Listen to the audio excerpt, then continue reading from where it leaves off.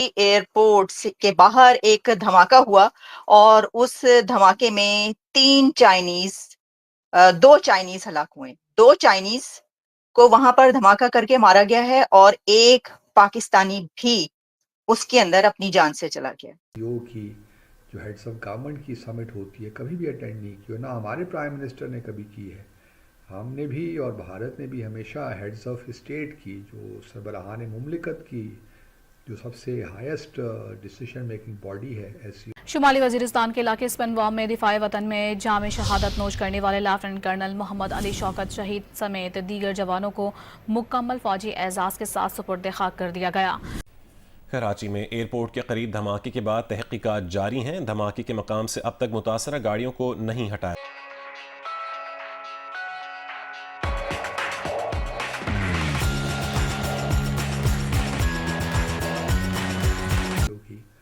उसमें हमने भी उसी में शिरकत की है, और भारत के जो वज़ीर आज़म हैं उन्होंने भी उसी में शिरकत की है।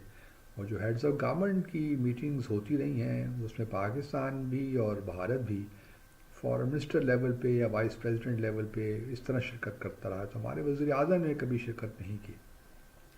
तो इसलिए मैं तो नहीं समझता कि भारत ने कोई यू टर्न लिया है। भारत ने इसमें आना ही था, क्योंकि वो ये नहीं चाहता दुनिया को बताना कि पाकिस्तान और जो भारत के मामलात हैं, भारत एससीओ को भी उसी लेंस से देख रहा है जिस लेंस से वो सार्क को देखता है। तो फिर यहाँ पे रशिया है, चाइना है, जो कि भारत के लिए इम्पॉर्टेंट हैं। तो इस वजह से मुझे तो कभी शक नहीं था कि भारत इसमें पार्टिसिपेट नहीं करेगा। कुछ लोग कह रहे थे कि शायद भारत वर्चुअल उसको अटेंड करे। मेरा अपना ख्याल यही था कि भारत ज़रूर शिरकत करेगा, लेकिन ऑब्वियसली ये कहना मुश्किल था क़तइयत के साथ कि फॉरेन मिनिस्टर ख़ुद आएंगे, इनको भिजवाया जाएगा, या फिर वाइस प्रेसिडेंट लेवल पे भी शिरकत हो सकती थी। तो एक तो ये बात बड़ी क्लियर है कि भारत ने कोई यू टर्न नहीं लिया। जो ये कहते हैं कि भारत ने यू टर्न लिया है, पाकिस्तान का प्रेशर बिल्ड हुआ and so on and so fourth, ऐसी कतन कोई बात नहीं थी। भारत ने कभी ये नहीं कहा था कि वो इस्लामाबाद में होने वाली शंघाई कोऑपरेशन ऑर्गेनाइजेशन में समिट में शिरकत नहीं करेगा। दूसरा, इसको लोग कह रहे हैं ब्रेक थ्रू है, या ब्रेक थ्रू कैसे है ये भी समझ में मेरी बात नहीं आती, क्योंकि ब्रेक थ्रू तो तब हो ना कि जब भारत की पोजीशन में कोई तब्दीली आई हो, कश्मीर, जम्मू और कश्मीर को लेकर, उसमें हमें कोई तब्दीली नज़र नहीं आती। और ना ही मैं ये देख रहा हूँ कि इस इजलास में कोई ऐसी मुलाकात अभी तक तो कोई ऐसी हमें नज़र नहीं आई कि हमारे वज़ीर ख़ारजा और भारत के वज़ीर ख़ारजा के दरमियान कोई मुलाकात होगी। अगर वो मुलाकात हो भी जाती है तो मुझे ये भी नहीं मालूम, और कोशिश मैंने की मालूमात लेने की, और जहाँ तक मेरी मालूमात का ताल्लुक़ है मुझे ऐसी कोई बात नज़र नहीं आती जिसमें ये महसूस हो कि भारत और पाकिस्तान दोबारा मुज़ाकरात की जानिब जा रहे हैं। तो ये ब्रेक थ्रू भी उस तरह तो मुझे नज़र नहीं आता कि हुआ है। अगर बायलैटरल कोई विज़िट होता ना, या फिर मोदी साहब आ जाते ख़ुद अटेंड करने ये समिट, तो मैं कहता जी हाँ ब्रेक थ्रू हो गया है, क्योंकि वज़ीर आज़म मोदी का आना एक अनप्रेसिडेंटेड होता, क्योंकि वो पहले कभी एससीओ की, हेड्स ऑफ गवर्नमेंट की समिट में नहीं गए। तो अगर वो ख़ुद आ जाते तो फिर एक ब्रेक थ्रू लगता था कि अब भारत ने कुछ शायद रीविज़िट की है अपनी पॉलिसी, और वो अब मुज़ाकरात पाकिस्तान के साथ करना चाहते हैं। लेकिन मुझे ये ब्रेक थ्रू भी नहीं लगता, और मुझे लगता नहीं है कि पाकिस्तान और भारत के दरमियान कोई बाकायदा मुज़ाकरात शुरू होने जा रहे हैं मुस्तक़बिल करीब में। मुस्तक़बिल आगे कुछ माह के बाद क्या होता है वी डू नॉट नो, लेकिन इस वक्त जो मारूज़ी हालात हैं, और अभी आप देखते हैं कि मकबूजा जम्मू और कश्मीर में इंतखाबात भी हुए हैं, कल उसके नताइज भी निकलेंगे तो पता चल जाएगा, उस पर अलग कमेंट करूँगा मैं। लेकिन कोई ऐसा ब्रेक थ्रू या यू टर्न भारत की जानिब से नहीं है। और ब्रेक थ्रू देखिए अगर हो भी जाता है, लेट्स से मीटिंग हो भी जाती है दोनों वज़राए ख़ारजा के दरमियान, तो क्या उसमें से निकलेगा? पहले तो ये है कि कोई डायलॉग जो फ्रेम वर्क है वही हमारे पास नहीं है। जो फ्रेम वर्क लास्ट हमने बनाया था वो ऊफ़ा 10 जुलाई 2015 का है, या फिर 9 दिसंबर 2015 का इस्लामाबाद जॉइंट जो मुश्तरका हमारा इलामिया था उस सूरत में है। اور میں ذاتی طور پہ سمجھتا ہوں کہ یہ دونوں جو فریم ورکس بنے تھے اب یہ ارریلیونٹ ہو گئے ہیں، ان دا سینس کہ 5 اگست 2019 کے بعد حالات کوالٹیٹیولی تبدیل ہو گئے ہیں.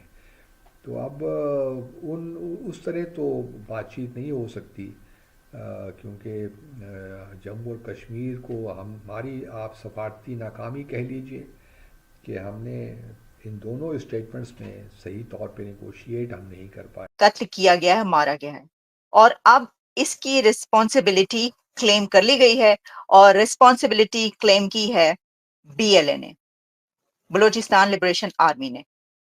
تو کراچی ایئرپورٹ کے باہر جو دھماکہ ہوا ہے اس کی رسپانسبلٹی بی ایل اے نے کلیم کر لی ہے، یعنی یہ جو وہاں پر بامبنگ ہوئی اس کو بی ایل اے نے آرگنائز کیا، اور وہاں پر یہ خود کش تھا. ایسا نہیں تھا کہ وہاں پر کہیں کسی جگہ بم فٹ کیا گیا یا کچھ ایسا. نو، میں آپ کو بالکل یہ جو ڈیٹیلز اس وقت پاس آ رہی ہیں ہمارے، وہ بتا رہی ہوں کہ یہ خود کش تھا، خود کش کو تیار کر کے بھیجا گیا تھا جیسے ہی کانوائے نکلتا ہے، کیونکہ یہ کانوائے پر حملہ. ایسی بڑی تعداد میں چائنیز کام کر رہے ہیں پاکستان کے اندر، اور چائنیز پر کئی ایک بار حملے ہو چکے ہیں. تو یہ جو حملہ تھا، یہ جیسے ہی وہ کانوائے وہاں سے نکلنا تھا، یعنی ان کی جو گاڑی ہے وہ وہاں سے نکلنی تھی، فارنرز کی گاڑی نکل رہی ہے، کانوائے نکل رہا ہے، یہ بتا دیا گیا جنہوں نے یہ سارا مینج کیا بی ایل اے نے. اور پھر اس وقت وہ جو گاڑی ہے لا کر اس گاڑی سے ٹکرائی گئی.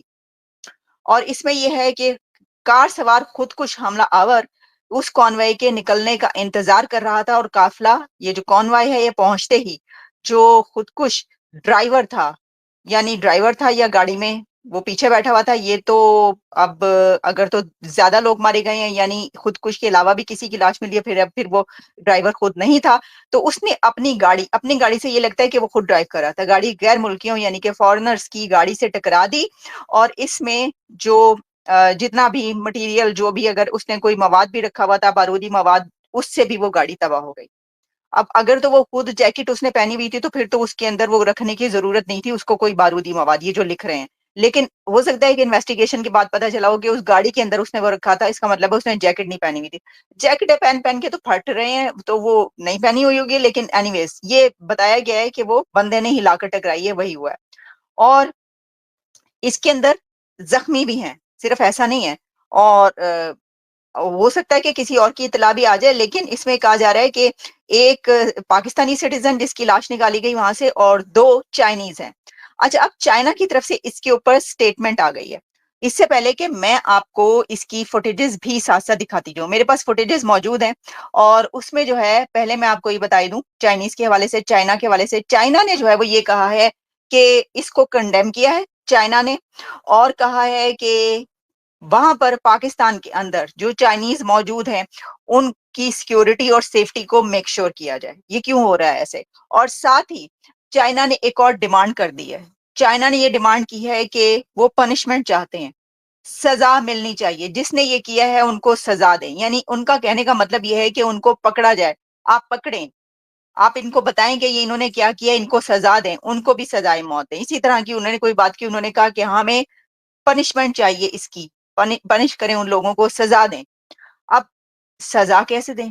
وہ تو خود کش ہے، وہ تو جا کے پھٹ رہے ہیں. چائنا کو تو یہ پتا ہونا چاہیے کہ وہ جو بلوچستان کے اندر جو گروپس ہیں وہ کس طریقے ان کی ایک کاروائی کا طریقہ ہوتا ہے. تو بی ایل اے کا کیا چائنا کو نہیں پتا جو یہ کہہ رہے ہیں پنش کریں؟ کیسے کریں؟ وہ تو مطلب آپ کو پتہ ہی ہے کہ کیا کر رہے ہیں. کوئی پہلا دھماکہ تھوڑی ہے یہ خود کش دھماکہ، وہ تو کئی ایک ہو چکے ہیں. میں آپ کو ایک بات بتاؤں کہ اگست کے مہینے میں ٹی ٹی پی نے پاکستان کے اندر کتنے حملے کیے ہیں؟